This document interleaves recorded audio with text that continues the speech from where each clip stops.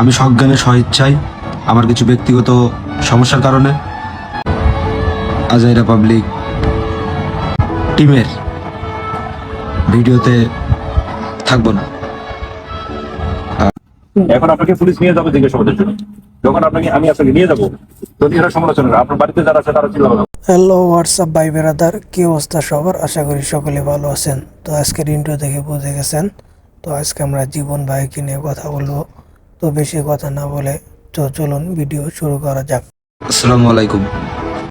আমি সজ্ঞানে স্বইচ্ছায় আমার কিছু ব্যক্তিগত সমস্যার কারণে এখন থেকে আজাইরা পাবলিক টিমের ভিডিওতে থাকবো না। তো গাইজ, আপনারা গেলে জীবন ভাইয়ের মুখ থেকে শুনতে পারলেন, সে এখন থেকে আর আজাইরা পাবলিক টিমে এখন থেকে আর থাকবে না, সে ভিডিওতে থাকবে না। তো আসলে মূল ঘটনা কি আমরা কেউ জানি না, তো বিস্তারিত আরো শুনি, দেখি কি বলে। এই ভিডিও থেকে লিভ নেওয়ার কারণ হচ্ছে যে কারণটা আমার নিজের ব্যক্তিগত, আমার পারিবারিক বিষয়। বিশেষ করে আমাদের টিমের কোনো ব্যক্তি এর সাথে জড়িত না যে সেই ব্যক্তির দ্বারা আমাকে চলে যেতে হচ্ছে বা আমি ভিডিও ছেড়ে দিচ্ছি না।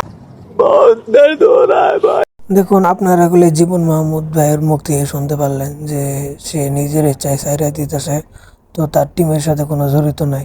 আসলে আওয়াজের পাবলিক এমন একটা টিম যে টিমে জীবন ভাই না থাকলে সেই ভিডিওগুলো আর জমবেই না। আসলে জীবন ভাই আমাদের অনেক পছন্দের মানুষ, আসলে জীবন ভাই ভাবে চলে যাবে আমরা কখনো ভাবতে পারি নাই। তো এই নিয়ে আওয়াজের পাবলিক থেকে কোনো কিছু আসে নাই। তো কাশেম ভাই কিছু কথা বলছে, তো চলুন দেখে আসি। জীবন ভাই একটা ভিডিও করছে, আর ওই ভিডিওতে বলছে যে আজাইরা পাবলিককে সে আর ভিডিও করবে না। তোমার সিদ্ধান্ত, তুমি হয়তো কোন বুঝে কি জন্য নিয়েছো সেটা আমরা জানি না, তবে তোমার এই সিদ্ধান্ত বিশেষ করে আমরা মানি না। দেখুন, কাশেম ভাই যেটা বললো, সে জীবন মাহমুদ ভাই সে একাই সেই সিদ্ধান্ত নিছে, তো তার টিমে থেকে এগুলো কোনো কিছু জানানো হয় নাই। তুমি আজাইরা পাবলিককে সিলে থাকবে, আর তুমি না থাকলে আজাইরা পাবলিক সেদিনকে শেষে যাবে। আর কাশেম ভাইয়ের মতো এরকম একটা দুইটা আজারে পাবলিকে জীবন ভাইয়ের বন্ধু থাকলে তাহলে আর এরকম হইতো না। তো আমরা চাই জীবন ভাই আপনি যেহেতু কিছু হোক না কেন ফিরে আসুন। আপনাকে স্যার আজারে পাবলিক অনেক শূন্য হয়ে যাবে, কারণ আপনাকে স্যার আজারে পাবলিকের ভিডিও দেখে আমরা কখনোই মজা পাবো না। আর তোমার থাকতেই হবে, থাকাই লাগবে। তুমি না থাকলে আমরাও থাকবো না, এই আজাইরা পাবলিকও থাকবে না। তো যাই হোক গাইস, যেহেতু জীবন ভাই নিজের ফেসবুক আইডিতে পোস্ট করছে, তো আমরা চাই যে জীবন ভাই ফিরে আসুক। এটা জীবন ভাই পার্সোনাল বিষয়, আমরা তেমন কিছু বলবো না। তো ওমর অন ফায়ারের সাথে কি হয়েছে আপনারা তো সবাই জানেন, তো চলুন ভিডিওটা দেখে আসি। এই যে আপনি সচেতন মানুষ, আপনি অনেক ভিডিও করেন, অনেক পপুলার আপনি, কিন্তু আপনি যে মারাত্মক একটা ভুল করেছেন এটা তো আপনি নিজেও জানেন না।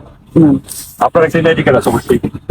এই এনআইডি কার্ড দিয়ে, আপনার এনআইডি কার্ড দিয়ে আরেকজন সিম কার্ড উঠেছে, মোবাইলের সিম কার্ড। এই সিম কার্ড দিয়ে একটা অকারেন্স ঘটিয়েছে, এটা কি আপনি জানেন? জানেন না। এটাই সূত্র ধরে আপনার কাছে আসে।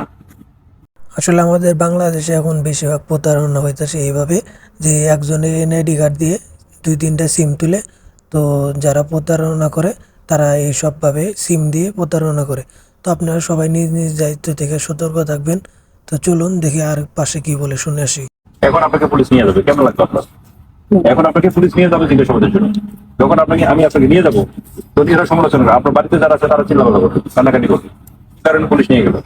হয়তো আপনার কিছু নাও হইতে পারে, যদি ইনভলভমেন্ট না থাকে সেক্ষেত্রে আপনার কিছু নাও হইতে পারে, কিন্তু এই যে আপনি গেলেন আসলেন, এর ফাঁকে সবাই কিন্তু মন্তব্য করবে কেন তাকে নিয়ে গেল, কি হয়েছে। তো গাইজ, আপনারা সবাই নিজের এনআইডি কার্ড দিয়ে সবসময় চেক করে রাখবেন যে আপনার কয়টা সিম পার্সোনাল চালান অথবা কয়টা আপনার দরকার।